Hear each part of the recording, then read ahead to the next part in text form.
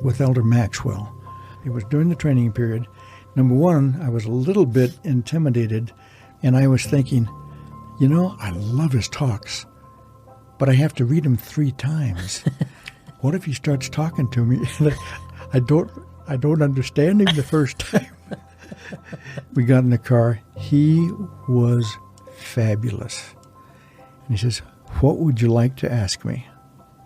And I said, "Well, I'm a little bedazzled and confused by everything that I've experienced for this 8 weeks. I mean, this is 8 weeks of training like I've never had in my life. And I've seen so many different ways of doing it and so many styles. And what kind of a general authority am I supposed to be?" And he just looks at me and says, "You just be you. You be you and listen to the Spirit and follow the Spirit, and you'll be fine."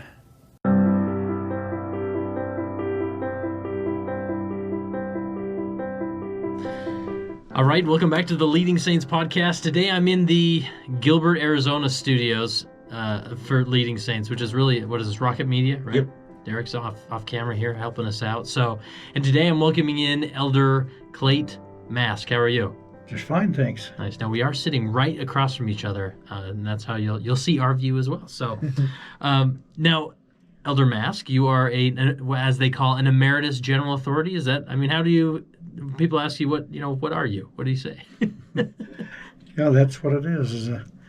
They put you on emeritus status when you arrive at a certain ripe old age of 70. Yeah. And how long did you serve as general authority? 6.5 years. Nice. And it was one of those things you get called and I have about till my 70th birthday type of thing? That's about it. Cool. And where are you originally from? El Paso, Texas. Nice. But you spent most of your time in Gilbert, Arizona? We raised our family here in Gilbert, Arizona. Nice. Mesa and Gilbert. Nice. And I guess, 82 years of your life, we could spend hours and hours talking about different dynamics of your life. But let's just go to your career, which is you were a seminary teacher, right? Seminary and Institute teacher for 30 years. And as a little boy, did you dream about being a seminary teacher? Or where did the desire begin? I just always wanted to be able to affect the youth of the church and help them any way I could.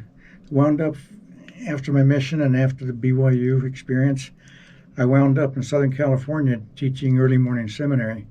And then I'd go out and be a salesman. Oh, yeah? So that was like your calling as a seminary teacher? Yeah. Uh-huh. Mm-hmm. And I just went out and did that, but I got enjoying it so much that I looked into it and decided to stop my career in Los Angeles and get involved with church education, which I did. And my first assignment was Mesa, Arizona. Oh, okay. And we came over here and raised our 6 children here and loved every minute of it. So seminary is what brought you to Arizona? Uh-huh. Wow. And what was the process back then as far as getting certified or becoming a full-time seminary teacher? Well, first you had to have the desire to do it, and sometimes they'd like you to have a college degree and then some specialized training. And then they'd go put you in the classroom and check you out, see if you could survive. See if they'd chew you up and spit you out, or if they'd just chew you up. I'm sure some days it felt like you were just getting chewed up. Sometimes you got chewed, but it was great and loved it. So were you at a specific high school for the majority of your time? Initially, with seminary, I was first assignment was about 2 years, and then about 3 years in another one. And then they sent me back to Los Angeles to open up a Spanish Institute in the Los Angeles area. And it wasn't going in Spanish. It wasn't, and I had gotten involved in it when I was living in LA because I was a branch president of a Spanish branch. And our kids weren't really going to missions and temples, they were going to prison. In the San Fernando Valley of Los Angeles. And I would call up Salt Lake and say, what we really need here is a Seminary Institute program in Spanish in their culture and their language so that we can, give them the opportunities that all the other kids are getting. And they said, well, we have it in English all over. They just need to learn English. And I said, well, that sounds good, but it's not happening. Yeah. And he basically said, if you want to do it yourself. Oh, wow. And so I kind of got involved in doing it myself through the proper channels, of course. Yeah. But I just loved it. I just loved being able to get in there with the kids. And bottom line, as I looked into it seriously, took the classes necessary, and signed up, and they sent me to Mesa, Arizona. Wow. And they were going to send me to Latin America, but about that time they decided to hire locals for down there.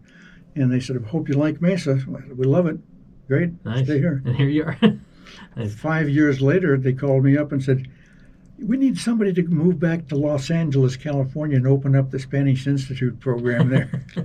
Would you go back over there and do that? Uh-huh. And we did, and we loved it, had a wonderful experience. And we opened up about 18 programs in that first year in Los Angeles, all over, from Fillmore up by Magic Mountain, all the way down to San Diego, just all these little Spanish branches all over the Los Angeles area. There were 18 of them we got going that year. Wow. And it was great. Yeah. Loved it. Came back over here. And you served your mission in Guatemala, so you were fluent and especially in the teaching the gospel, right? Yeah.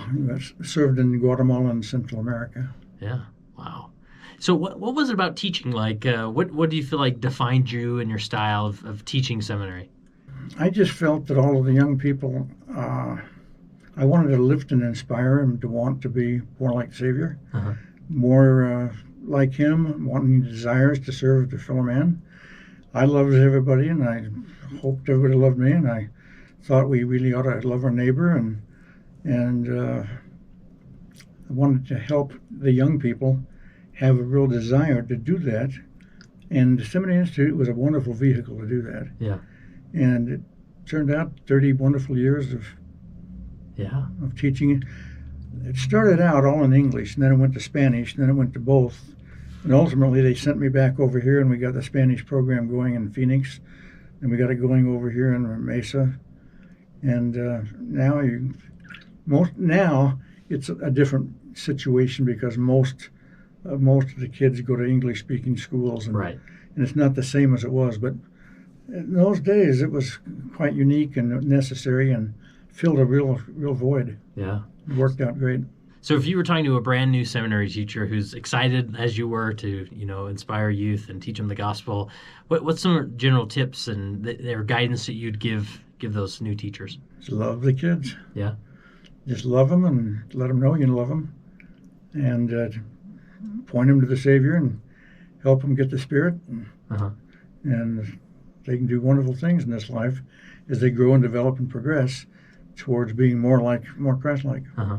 So was it the type of thing that obviously was like a release time seminary? So it would be part of their schedule back in the day, just like it is today, or? Yeah. Okay. And they'd come over to the seminary building, and there you were, ready to teach them the gospel, right? Yeah. Was there a particular scripture or set of scriptures, scripture block or whatever that you got excited about teaching, or what comes to mind? Whatever we were teaching that year, that's what I loved. Yeah, nice. And it was always, every year was exciting. Every year was enjoyable. Mm-hmm. Do you know about how many students you maybe came through your classroom? About 5,500. Yeah, and they're all spread out. I mean, in this area. But I run into them all over the world. Yeah, literally. Yeah, it's been strange how I would bump into. I'd be down in Puerto Rico as an area president of the Caribbean, and I'd go to a state conference, and there'd be an FBI guy there that would be a part of the security team, and he'd come up to me and he'd say, "Brother Mask, do you remember me?"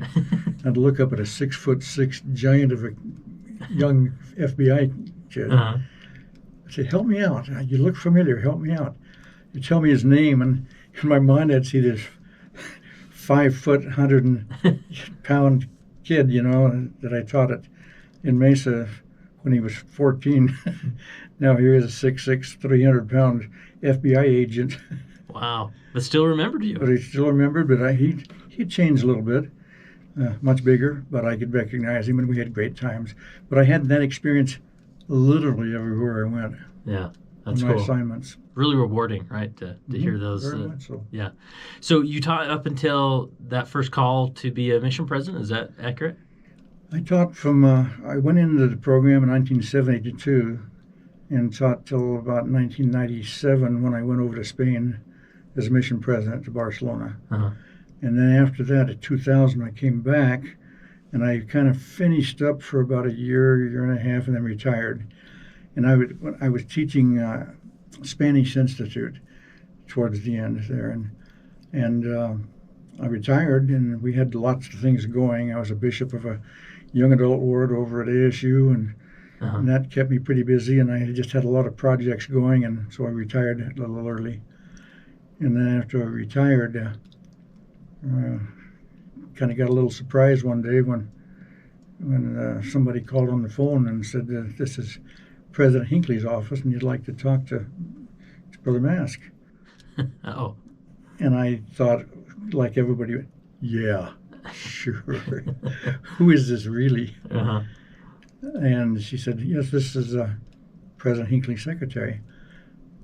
And I said, oh, okay. And he got on the phone. Brother Mask? Yes. He said, the Lord wants you to go. He asked me some questions. Then he said, the Lord wants you to be a general authority and travel all over the world and testify of Jesus Christ and lift the saints. Will you do it? Oh, yeah. This is a random, from a normal day to a phone call to a call to serve. Just an ordinary day, and then out of the blue, I get called to serve. Wow. And that's kind of how it happened, and I said yes. Yeah. And it just turned out to be the most wonderful experience you can imagine. So take me back. What's the story behind being called as a mission president? When did that phone call come? It was in about 1997, about 96, last of 96, about December. I'm teaching my class, and I look back at the back door, and there's a window, and my secretary is looking in the window, waving her hands and going.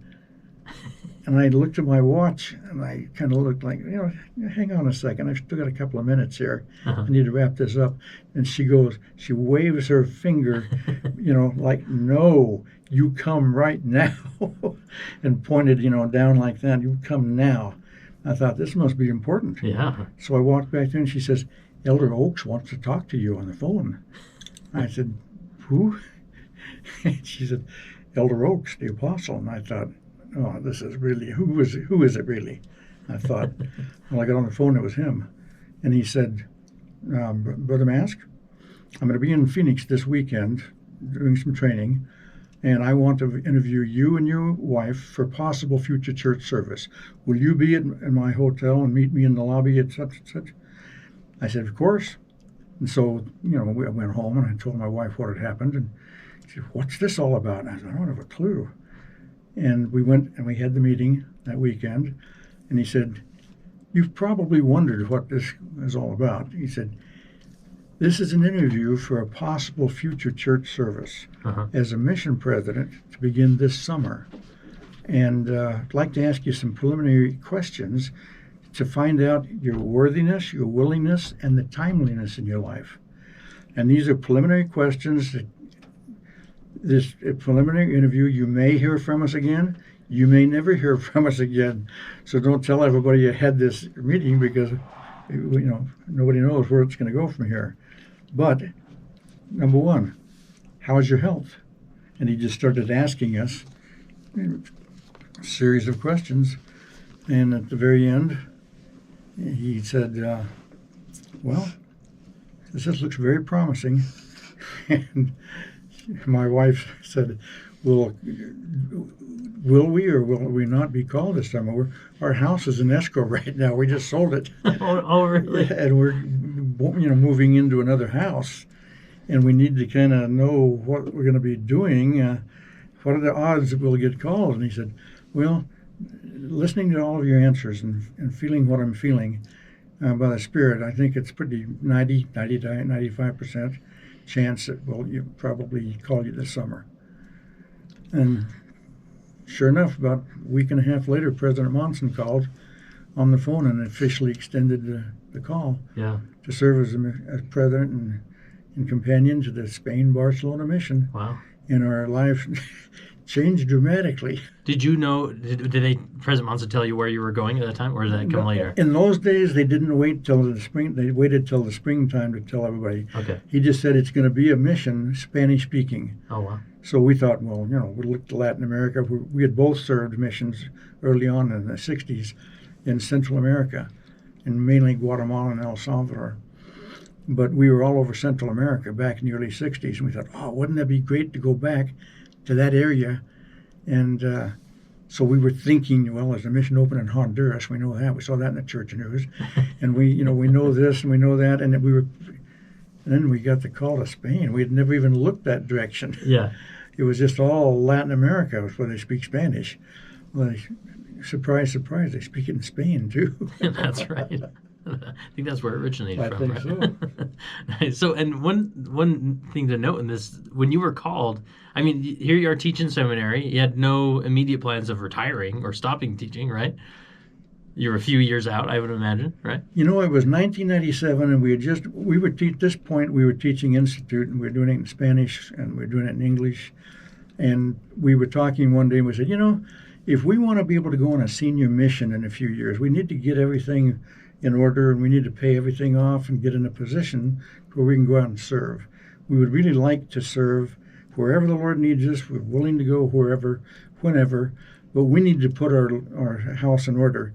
And so we're going to sell this big house that we've been building on for years and years, and we need to just pay everybody off and put ourselves in a position to where we can go. And one of the questions on the preliminary interview was, if you were to be called, could you sustain yourself for 3 years?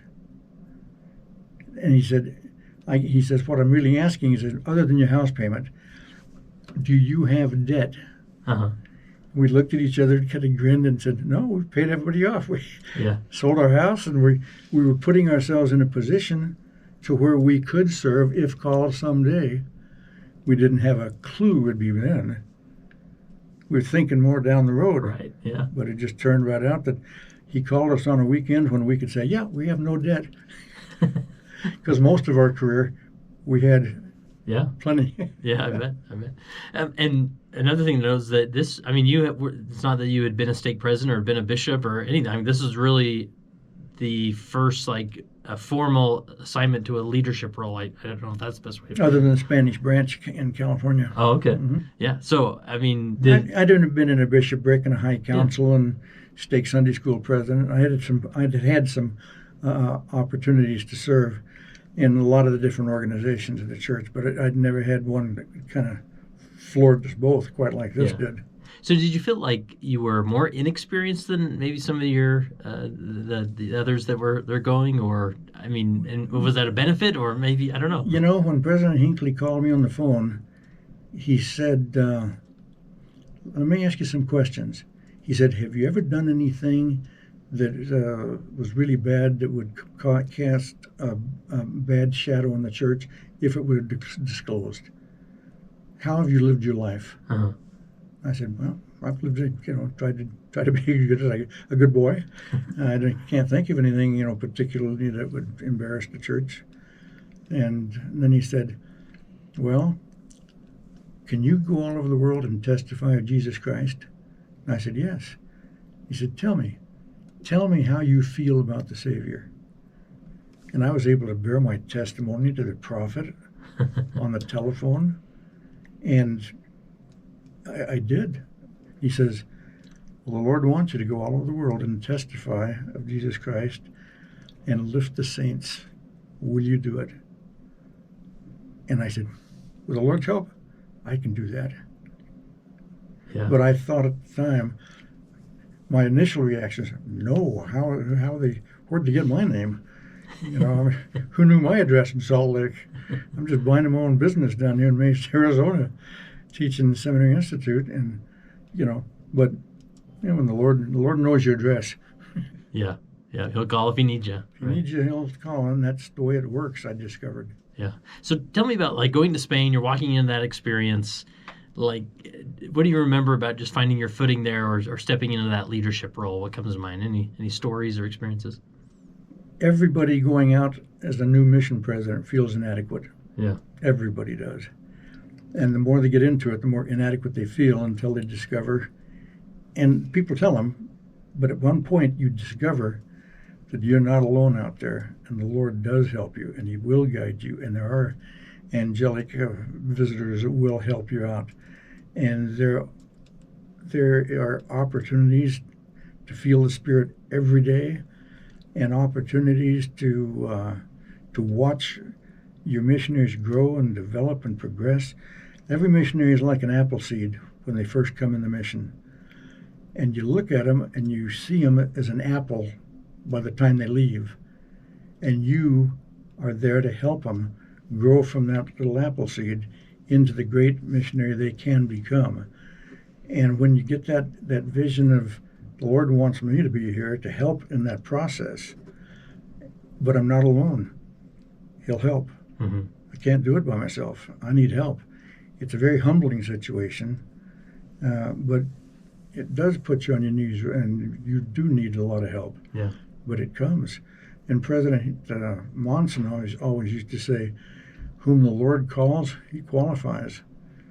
He'll help you out. There'll be angels on your right, and there'll be angels on your left, to help you and bear you up, and they do. That's right. And so tell me about just with, like, when you walk into that and you're trying to, like, connecting with those missionaries, because you're their leader now, and they, there is this feeling of, we just had the last guy I kind of liked, but, now he's gone, and here's, President Mask. And was there any routines or things you did to effectively connect with those missionaries? The first thing we did is walked in the office and met the office elders and the staff there, and phone rang. I mean, we hadn't been there 10 seconds, and the phone rang, and it was a frantic missionary down south. And he was talking to one of the office elders, and he said, just a second, President Mask, there's an Elder Taylor wants to talk to you. No, it's Elder Martinez wants to talk to you about his companion, Elder Taylor. Well, what's the problem? I don't know, he says he's dying and wants to talk to you. And I thought, hello? Who am I speaking to? Elder Martinez from Spain. He was a Spaniard. And we're talking along in Spanish. And he says, I think my companion's dying. I said, well, what's he doing? He said, well, he's just screaming in pain. I said, push his stomach in a little bit. And he did, oh, that really, really hurt. And I said, that could be appendicitis. I said, where are you? And he says, we're working in Elche. And here I am, I'm in charge. I just walked into this place, and I'm 10 seconds into it, and we've got somebody just says he's dying. And I said, where are you at? And he says, Elche. And I don't know where Elche is. And I turned to one of the missionaries and said, where is Elche, Spain? Where is it? So it's about 6 hours down the railroad track. And so I said, when's the first train out of there? I said, 6 o'clock tonight. Elder Martinez, you get Elder Taylor and get him on that train, and I will meet you at the train stop at midnight. They came. We got him in the hospital. Called the missionary department. I had to get the mission president manual to find out, what do you do in a case like this? What is the procedure? And I'm looking through everything and trying to figure it out. And called the missionary department, got a hold of the parents, got a hold of the stake president, and everybody decided that with this kind of it was appendicitis, and they did operate, and everything worked out beautifully. But that's how I was introduced. With a crisis, right? With a crisis, somebody saying they're dying and not even know where they are, not knowing where Elche happens to be. And I felt just for a second, this can be a long 3 years. If I'm going to be doing this 24 hours a day, and you wind up spending 24 hours a day. It's 3 years nonstop. It's like no other assignment you've ever imagined. It's the best of times. It's the worst of times. Uh-huh. Wow. But it's mainly the best of times. Yeah. And everything was it just got better from there, and it was a wonderful experience. Yeah. So with those, like, for example, your zone conferences, did you feel like you could sort of slip back into seminary teacher mode and just teach the gospel? Well, I was teaching the gospel, and I was In Spain at the time, and Europe in general, it wasn't easy to go out on the street and find somebody to teach them, and it wasn't easy because there was a lot of, what do you call it, rejection? A lot of Sounds like a European mission, a right? lot of discouragement, a lot of rejection. So much so that I just felt that everybody, when they came to Zone Conference the first time, it was like they just came in and they were very deflated because it was a tough old month out there. They'd all been, rejected for 30 days, and they kind of had to come in there to get their spiritual batteries charged up, for the Zone Conference. And so I kind of found that, boy, my first thing is, how do you deal with the discouragement? How do you deal with no, day after day, hour after hour? How do you deal with it? And I had to kind of devise a way to try to curb what I was finding. I felt inspired to pick up a pencil with an eraser on it like this. Uh-huh. And I thought, what's happening? And I got a little simple pencil to teach an object lesson, to teach a concept that I wanted to get across right there, right then. That's what they needed. And I said, as I watch you out on the street and as I walk around with you and I see what's happening, I feel like you are getting driven into the ground like a pencil. And it's like you go up and smile at somebody to introduce yourself, and they just say no. And it's like they pound you, and it pounds you into the ground like a stake, and just no after no after no. They're pounding the eraser part of the pencil, and the stake is going into the ground. And I said, and then, boy, you get discouraged. It's really hard to get out of that situation. I said, what you got to do is turn it around and make a pogo stick out of it.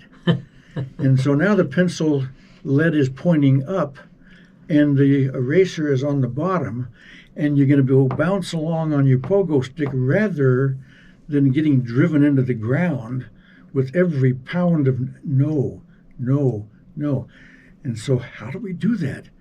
I said, when you get pounded and they say no, you just remember something like, fear not, little flock, do good. Let earth and hell combine against you. And boy, you feel better. Yeah.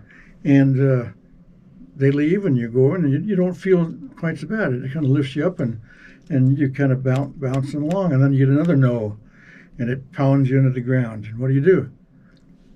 Be of good cheer and do not fear, for I, the Lord, am with you and will stand by you. So I said, what am I doing? When I'm getting pounded, I don't sit there and cry about it.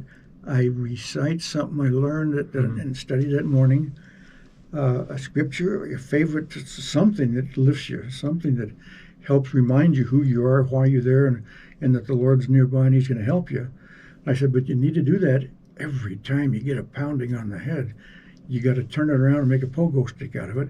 So what we started doing is looking for favorite scriptures and make, whatever it is that makes you happy and reminds you of who you are, memorize it and put it on a card. And we had them all, start doing that and put them in little cards and carrying them around. And they would go around, and we found that after 30 days of doing that, when they came back into Zone Conference the next time, they were a whole lot better off because they weren't just absolutely, totally discouraged. They weren't half driven into the ground. And so it was easier to start working on other things when they weren't so totally discouraged and wanting to go home, quote unquote. Yeah.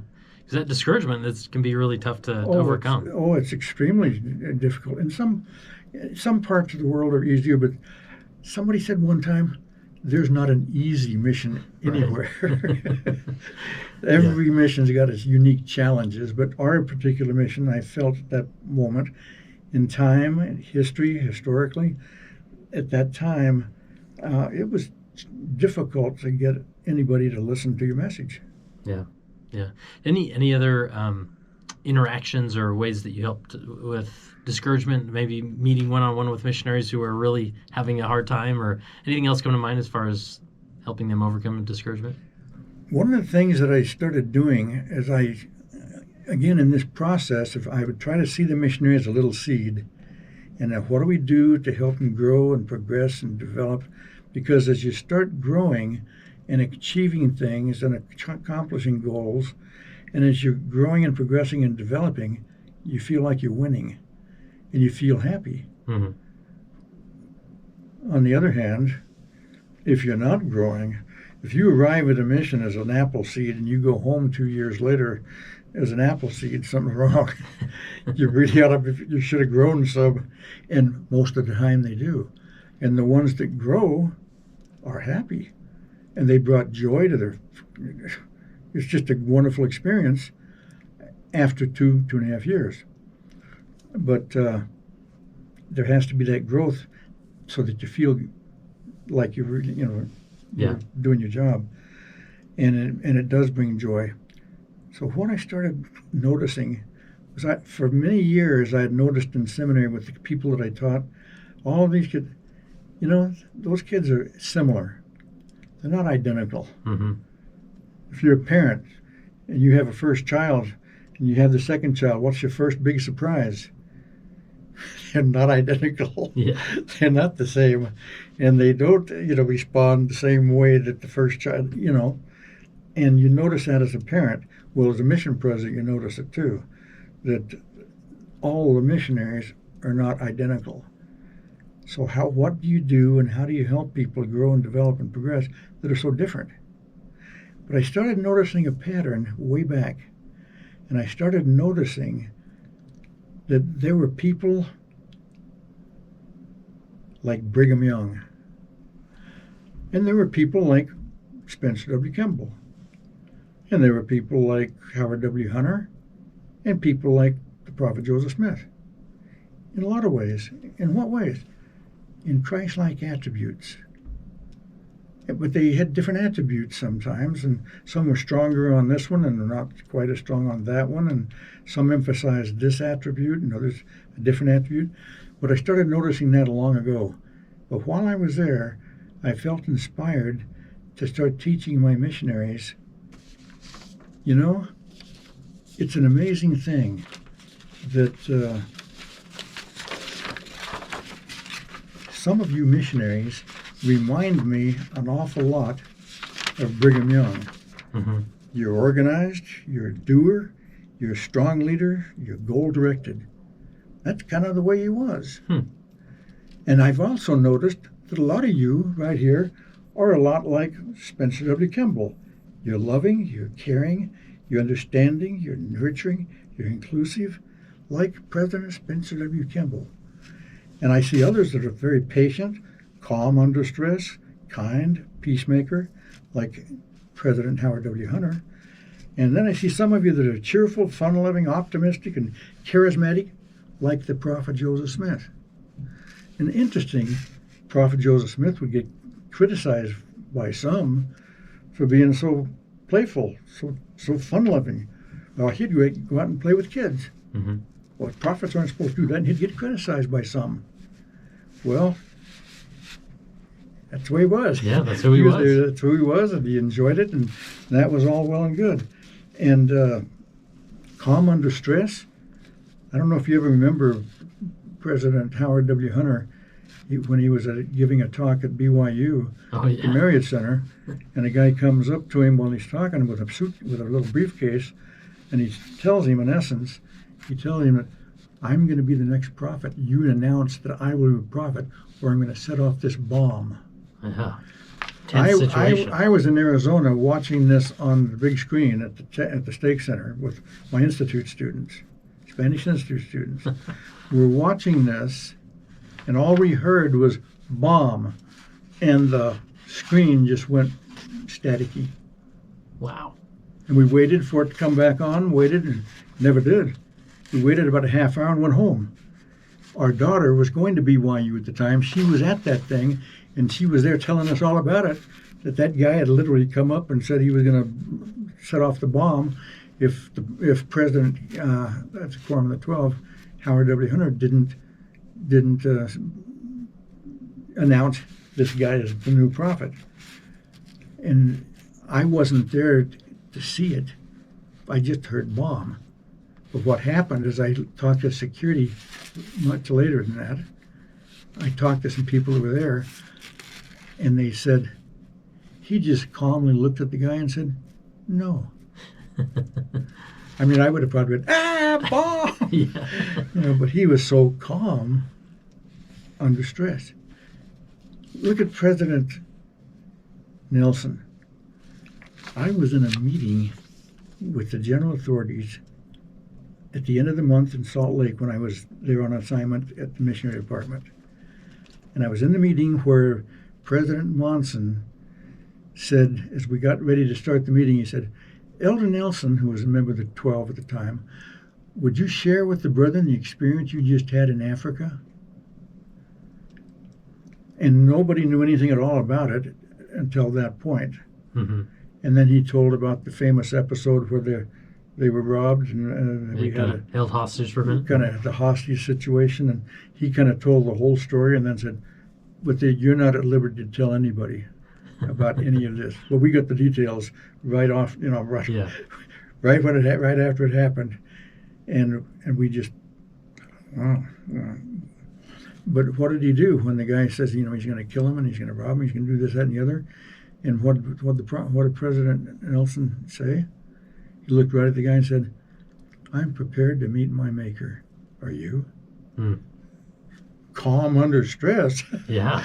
But you can see these Christ-like attributes in all these 4 different prophets. Yeah. So with your missionaries, you would paint the picture of these different prophets paint and their the picture of the prophets, identities, right? And I would do that, and then I would say, you are a lot like these great prophets.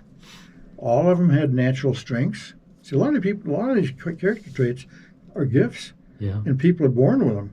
And then they develop them, and it's easy to develop because it's natural. But others you have to work on, and they're not so easy. You weren't born with that gift, and it becomes obvious in life pretty quickly. It's not easy to develop all of these simultaneously. But all of these prophets had natural strengths. All of them had weaknesses. But they all overcame their weaknesses. They all became Christ-like, and so can you. The Lord loves each prophet. He also loves each one of you. And then I'd ask him, of all of these prophets, of these 4 prophets we illustrated, who does the Lord love the most? And every time, the entire group of missionaries would just be silent. And I'd say, right now, look at these 4 prophets and just the profile. Look at these 4 Christ-like attributes. Which one feels more like you? Are you a Brigham Young type of a missionary? Or are you a Joseph Smith type? Spencer W. Kimball, Howard W. Hunter. I've noticed, I've watched you, I've worked with you. You're not all identical. Uh-huh. All of you do remind me of these prophets. And then I said, everybody close your eyes, be very honest, and just raise your hand when I ask you. Okay? How many of you identify with Brigham Young, with President Brigham Young? How many of you are kind of like that?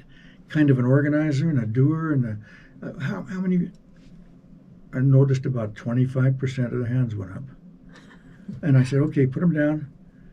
How many? And I went through all 4, and it was amazing. As I looked around, it was about 25%. Yeah, just even all around. Even all around. I did that through the entire mission, that first round. We did mission tours, zone conferences, and went all over the mission and did that, and found it was pretty darn uniform. Wow. And then I said to myself, so how do you develop these Christ-like attributes so that you can become more like the Lord? Well, be more like these prophets. Yeah. But you can develop it. They developed them, and so can you. And so that kind of became a challenge to everybody. Whoever you are, He doesn't love one of you more than another. Doesn't matter which prophet you like, but all of you are like they are. Yeah. And it just lit a fire under the missionaries that, with the Lord's help, we can do that. And that kind of became a theme for the whole mission. That the Lord's help, we can do it. And, talk about optimistic. What Joseph Smith say? You can dig a pit in Nova Scotia and throw me in the bottom of it and pile the Rocky Mountains on top of me, and I'll come out on top. Yeah.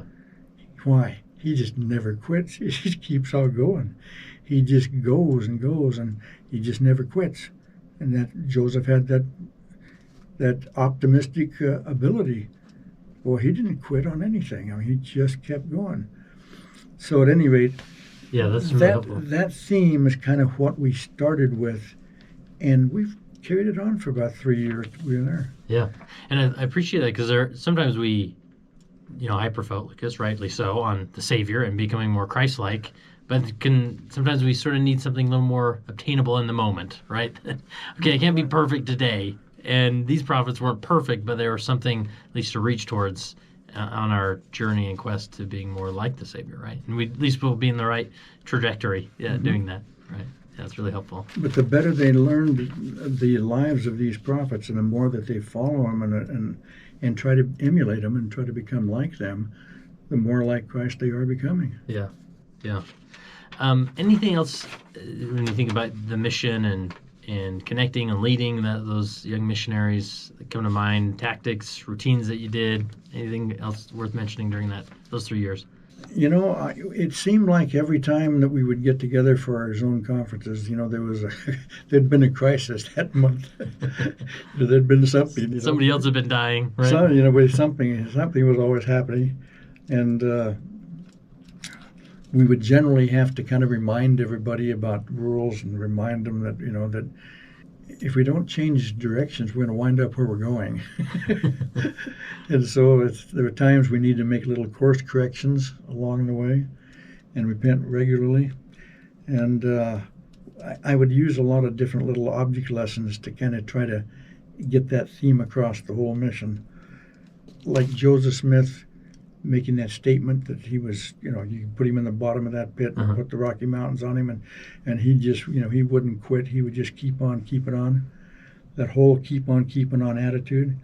And so I got a jar, kind of a ball quart jar, a glass jar, filled it with almost full of wheat, and put a ping pong ball in it, and screwed the top on, and say, okay, you're out there on the street, and you get a no, and you turn the thing upside down, you got a ton of wheat on top of the ping pong ball, right?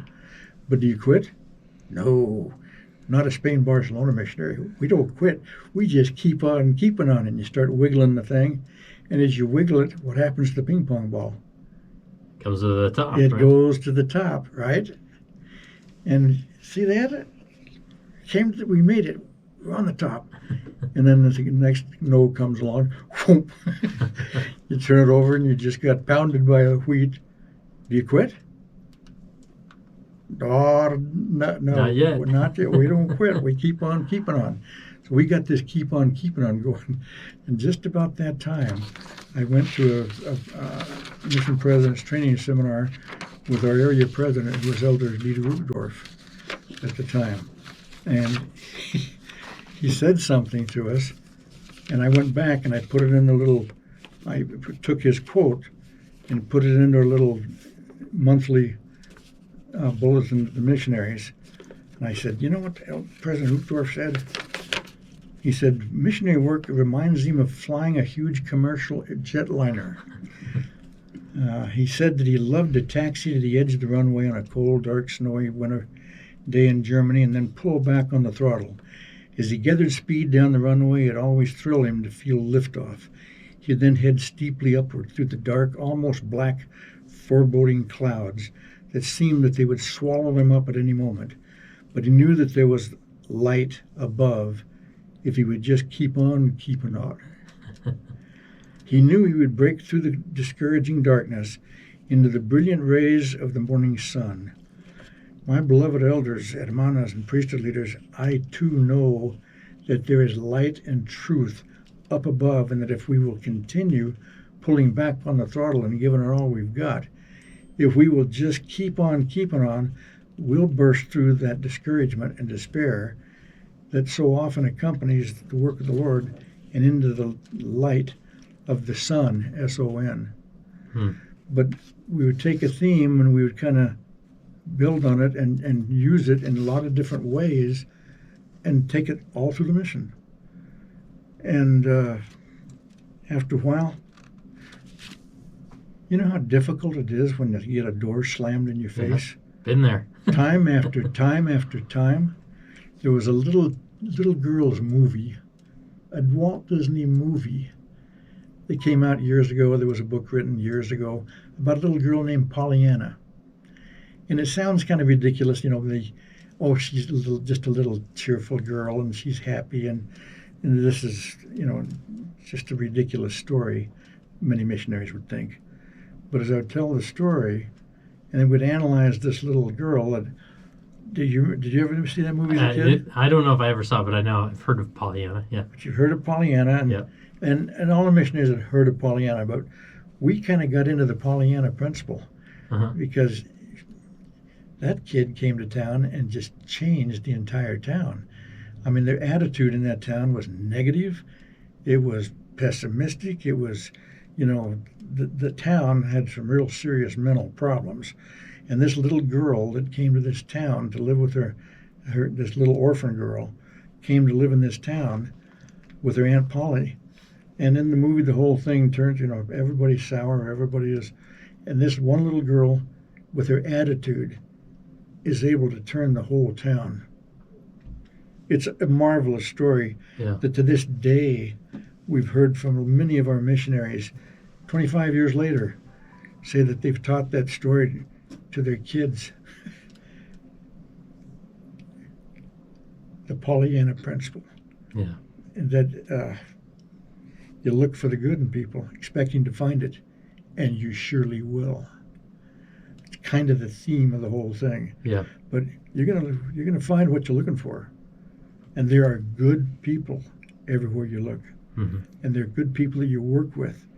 And we need to learn to look for the good in people. And that's what that Pollyanna principle would teach. And she learned to play the glad game. She would count her blessings. When things went wrong, she would count her blessings. We sing about it in church. We read about it in the scriptures. And in fact, I think the Savior taught that principle.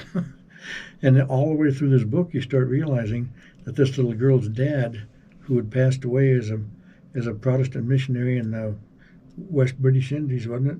He was a Protestant preacher and had taught his little girl the doctrine of Christ. Wow. In a really interesting way that was easily transferable to the actions of the missionaries. In the movie, at one point, this little girl walks, she's helping her friend, a boy, a 10-year-old boy. She's helping him to get into this house of the meanest man in town. She just walks right up to that door and she knocks on that door, and this old crotchety old man opens up the door very menacingly, and what do you kids want? And she smiles at him and she starts talking with him. And the bottom line is she just works her way right into the house and does away with all of the negativity and the fear and the danger and everything else, and just walks right. And I'd say to the missionaries, any of you ever have that experience at the door? What's your door approach like? And they'd say, oh my goodness, that Pollyanna's got a great door approach. I got to try that. And we'd practice some of these little techniques of playing the glad game, techniques of, what's my door approach like, and those kinds of things, and we'd role play. But we'd take a scripture and apply it, to something simple like that, and then we'd role play. It was a lot of fun doing it. Yeah. And what I appreciate about a lot of these principles is you're not just teaching them a concept, but you're like couching it in a like a visual or a story or, the Pollyanna principle. Like, so when these things happen, I think the brain can retrieve them more and be like, oh yeah, I'm just a ping pong ball right now, and the wheat's on top of me, but just keep on keeping on, and you'll come out on top, right? And we had a lot of those kinds of things. Blockhead. we had a big old piece of wood. We called him Blockhead. It was about a 1 foot by 1 foot by about 8 inches, cut off of a glulam beam, just a big block of wood. And I painted some ears on him, and put a little nose on him, and had a wig that I put on him. And I got a great big giant nail about 1 foot long, and about as big as your little finger in diameter.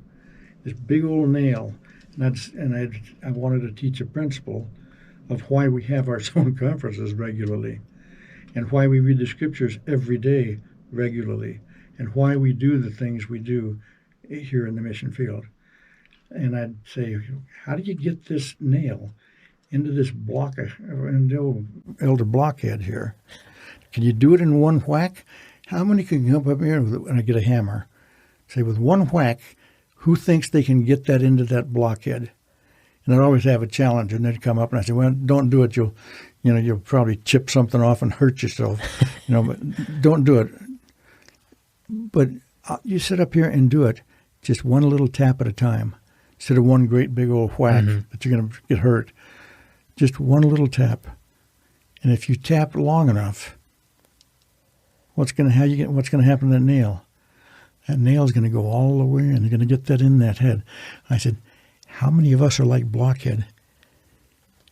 And how are you going to get that idea or that principle or that doctrine or whatever into your head, into your heart, into your soul, to where you act on it? How do you do it? One little tap at a time. Mm-hmm. You're teaching repetition, but you're doing it visually. Yeah. And you're doing it in a way to where people today, when I run into missionaries, we'll talk about Blockhead. Yeah. Or Pollyanna, or a lot of these little principles. Keep on keeping on. These are kind of little mottos that became very, very common throughout the whole mission. And we had a lot of fun with it. Yeah. And I bet every one of your missionaries I could probably just say Blockhead, and they could break that down, or Pollyanna principle, right? So he stole my Blockhead. Your son did, yeah? I'm pointing to my son that he uses it from time to time when he's teaching missionaries. Love it. Very cool. So you come for your mission, and that's then you're served as a YSA bishop for a little bit. I was serving as a YSA bishop over at Arizona State University, having the time of my life. It was wonderful. And then that got interrupted. And that got interrupted by a phone call from President Hinckley. And you're announced in conference? And we were sustained? We were announced and sustained, and we couldn't tell anybody. For how long? It was about 2 weeks before conference where they called and said, you can't tell anybody until conference. So we had tickets to return to Spain. We came back from Spain in 2000. In 2003, when the other president was going to be leaving and he was going to be left, we wanted to go back and see all the people and visit, but we didn't want to do it, with the president that replaced us. We wanted to get just let him do his thing. Let him do his thing. We'll go back and visit the people. Got our tickets. Got all ready to go back. And we got that phone call from President Hinckley, and so we were going to be at General Conference, and everybody knew we were going to Spain. I told the stake president what was going on. He said, okay. I talked to all of our kids, the neighbors. Everybody knew we were going to Spain. And then suddenly you're not going to Spain? And all of a sudden we're not going to Spain. And everybody said, wait a minute, what's going on? Why aren't you going? Well, we're going to go to conference instead. In fact, why don't we all go as a family? Why don't we just all go there? Let's all be there. Oh, my goodness. And so for 2 weeks, we just had to kind of play dumb and not tell anybody what was going on. But our kids were saying, something's up. Uh-huh. What is going on? They want us to all go to conference. And Dad says he can get us all tickets to conference this time. And he wants us to be there. And what's going on? And one of our boys says, something is afoot. And they were right. Something is afoot. Nice. So we got up there and we were called, and it was announced to the world, and we had 2 months of training with the brethren up there, and then they sent us off on our assignments. But in that 2 weeks, I had the opportunity to go out with 6 different senior brethren on stake conference assignments. And they would generally, 5 of the 6 were new stake presidents. And I had never been a stake president. I didn't know the process of how you do it. Like to call a new stake president. To call a new stake president. But I'm on a plane leaving Salt Lake on my way to San Diego, sitting next to Elder at the time, now President Eyring. And we're on this plane going to San Diego, and he says, Elder Mask, we're not going to San Diego to find a new stake president. We're going to find out who the Lord has already found. And we're there to find out if that's the correct person the Lord is prepared and wants to put in that position. Okay, and the process is, and he said, we're going to interview about 25, 30 people that are on the list that the stake president's prepared. We're going to interview them, ask them all basically the same questions, and then we're going to pray, and we're going to find out if that's the right man. And so we interviewed all of these men, and he'd ask the questions to one man, and next one would come in after that, and it was my turn. We'd switch back and forth, and I was kind of learning how to do it and what to ask, and we got through interviewing all of those men. They all left, and President Eyring, Elder Eyring, looks at me and says, "Well, Elder Mask, have we found the new?" He says, "Have we talked to the new stake president yet?" That's a lot of pressure. A lot of pressure. And I looked right at him and I said, "Yes." Then he got real close to me in my eyes, and he says, "What's his name?" Oh, man. At that point, I knew what revelation really is. I've heard about it a lot, but man, right at that moment, I needed it badly.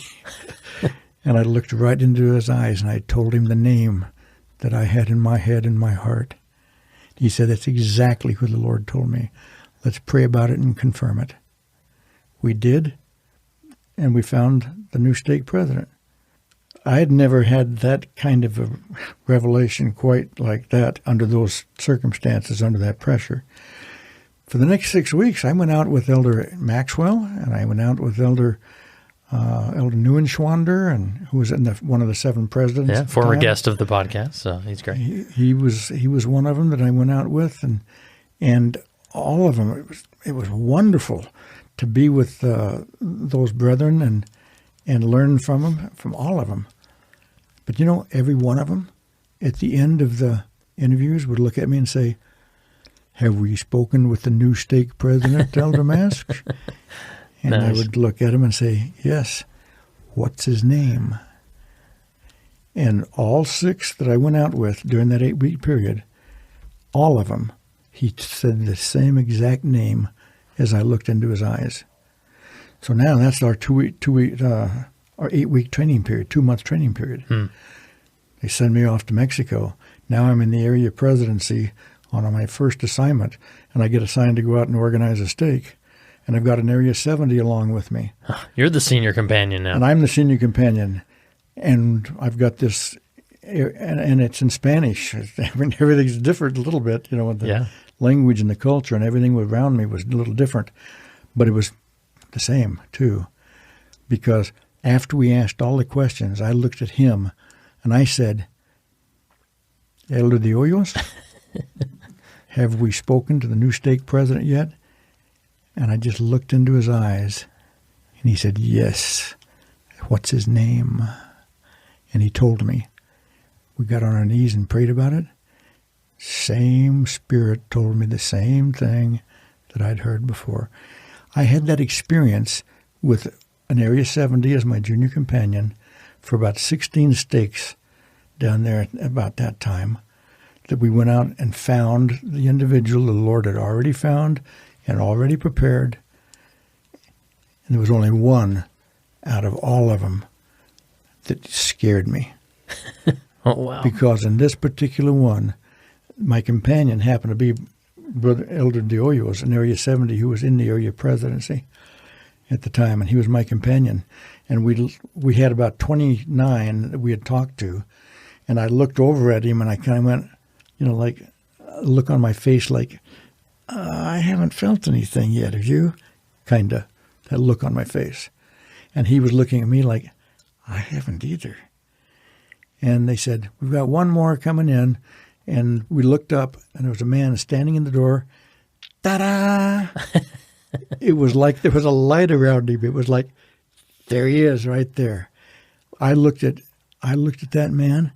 I looked at my companion, Elder De Hoyos. He looked at me. It was absolute revelation right when we needed it. But that was the only one that was not even close. I mean, it was. But I've found going out and doing the assignments, representing the 12, and using their keys for that weekend, I know what revelation is.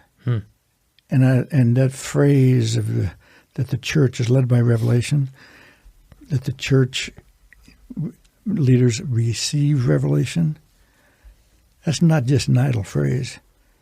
I mean, it's real, and it happens all the time. Wow. That's inspiring. I so appreciate you sharing all that.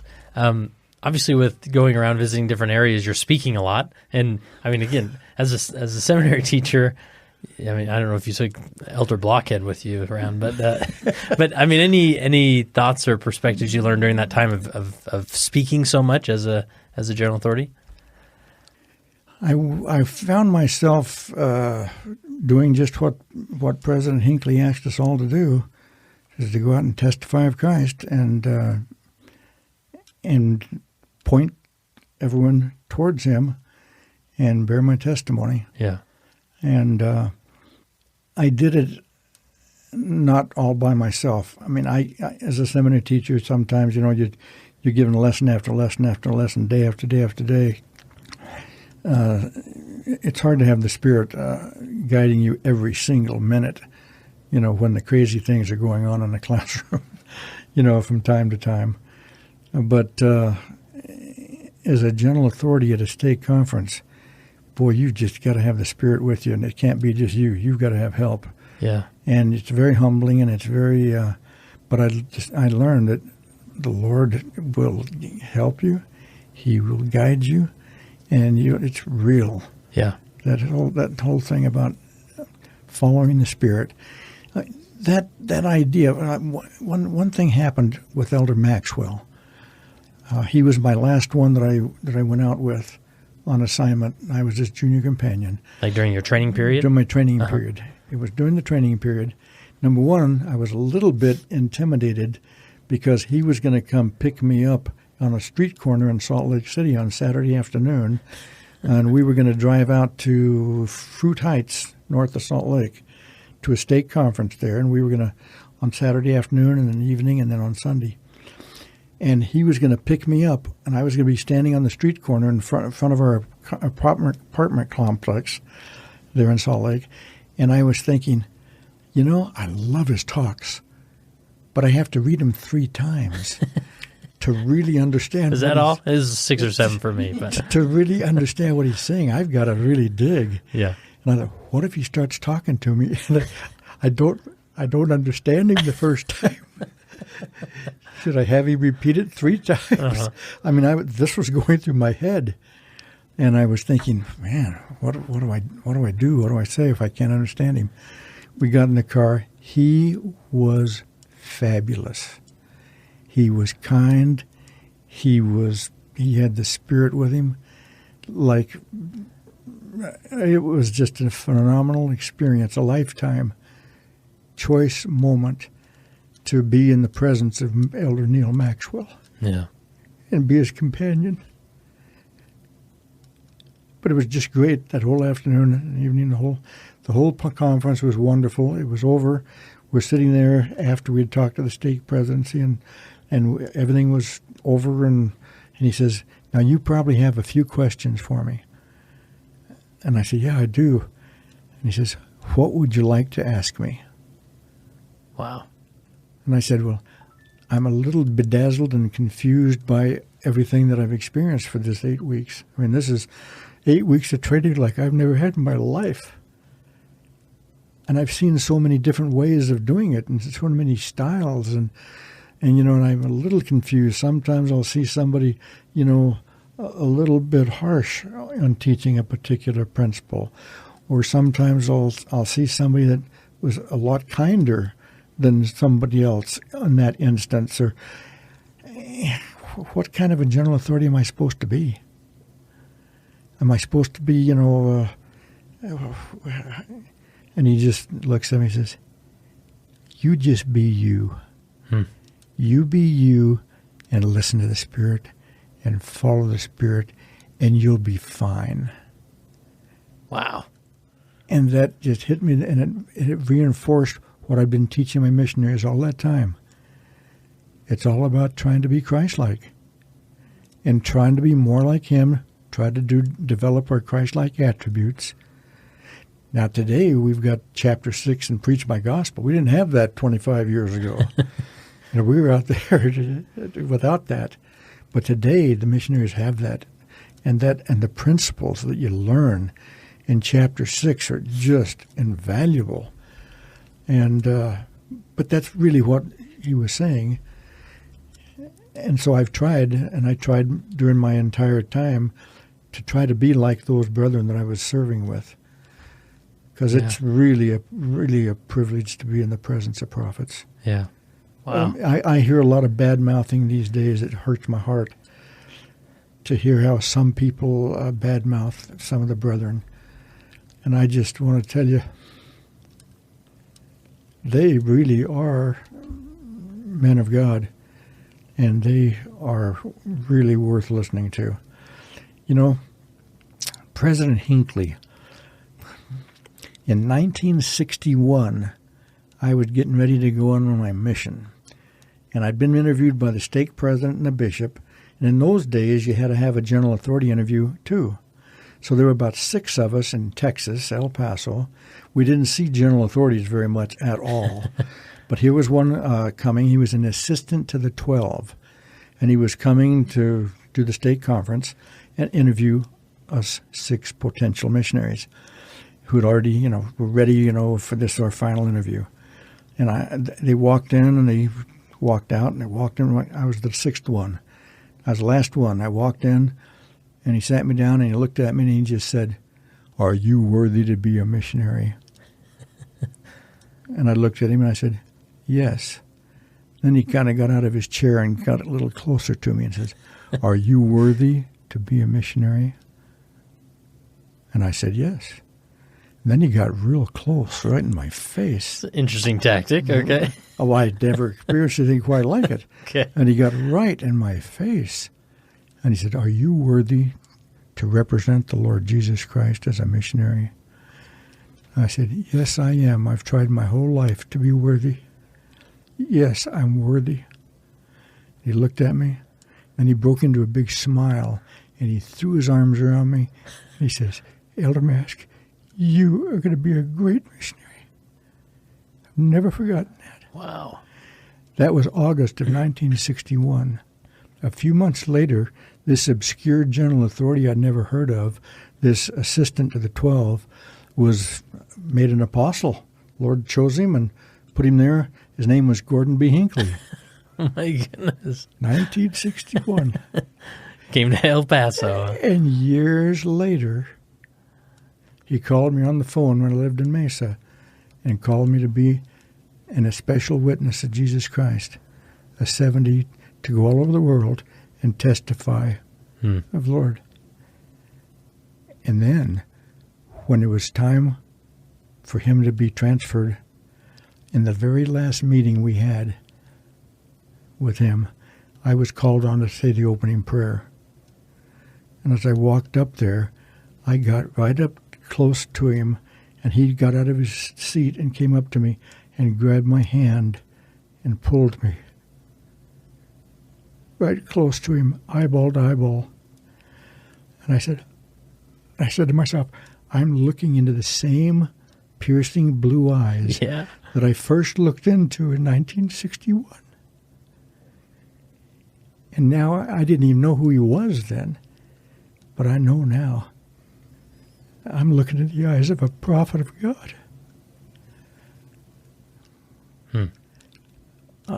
You can't be around the prophets and the brethren for very long without realizing they are special witnesses of Jesus Christ. But President Hinckley was, and working with President Monson, oh, what a delight. And President Nelson, oh, I had an experience with Elder Nelson where, they do some training seminar, and they do some training all over the world with priesthood leaders, and they'll send out an apostle. It's kind of a 4-man team of an apostle and one of the 7 presidents and a general authority 70 and an area 70. And that team of 4 will go out to a certain area and have conferences that weekend and do training and so forth and so on. When I went out to do some training, the apostle was Elder Nelson. The president of the 70s that went out with me, and I went out with them, was Elder Anderson, who's now the Quorum of the 12. I was the general authority, and there was an Area 70 from New York with us. President Nelson was standing there, and he looked at all these. There must have been 800 men in that stake center, all over Ohio. We were in Columbus, Ohio, and they were from all over that area. And President Nelson said, "Before we start the meeting, you don't get a chance very often to be able to shake hands with an apostle, but this is the time. We're going to all 4 stand right here, up here, underneath the mic here, and form a line right there, and I want to shake everybody's hand and look in your eye." Do you know what happens to your arm, your wrist, your shoulder, your back, your knees, your hips after about 100 handshakes? Do you know what it's like after about 500? I mean, I'm sitting there thinking, how is he doing this? I mean, he was 85 years old at that point, and I just could not believe how strong he was and how capable and able to do what he was doing. And most of us were kind of wilting over next to him, and he was just absolutely. But he wanted. Nobody knew, and nobody will ever know how that ached and hurt, because he sure didn't let on. Wow. He just, and on the way back to Salt Lake, we're on the plane, and I have just had a spiritual feast all weekend long, just being in his presence and being with those great men. It was just a marvelous experience. As we're going back, I thought, when he had me sit right next to him on the plane from Columbus, Ohio to Salt Lake, and I thought, he's going to crash in about 2 seconds, because I'm going to make it about 1 second. I am just absolutely exhausted. He talked me and taught me from Columbus, Ohio to Salt Lake. He didn't let up at all. And one of the questions I asked him, I said, "What are you planning on doing tomorrow on your day off?" He says, "Oh, I'm going skiing with my grandkids." I said, "Skiing?" I said, "You're 85 years old." He said, "Oh, I know." He said, "But sure, I'm going to take some of my grandkids and go skiing." And I just thought at the time, what an incredible example that, nobody could say they were tired around him. Yeah. Well, but being in his presence just was absolutely an amazing experience that I'll never forget. That's awesome. Well, as we wrap up, again, we could go on and so many stories and experiences, but just what you've shared is so precious and sweet, and to gain a new a different perspective of some of these roles and assignments and leadership principles that you implemented, that you discovered. As we wrap up, the last question I have for you is, considering your time as a leader, the various assignments you've had, how has being a leader helped you become a better follower of Jesus Christ? I've kept my eye on the brethren and watched what they do and tried to be like them. And as I've done it, I realize that people are called and people are released, and it happens all the time in the church. But it doesn't matter what your particular position is in the church. The key that I've learned is to just be as Christ-like as possible, and follow the Spirit, and everything will work out. Trust in the Lord with all your heart, and put your trust in Him, and it'll all work out.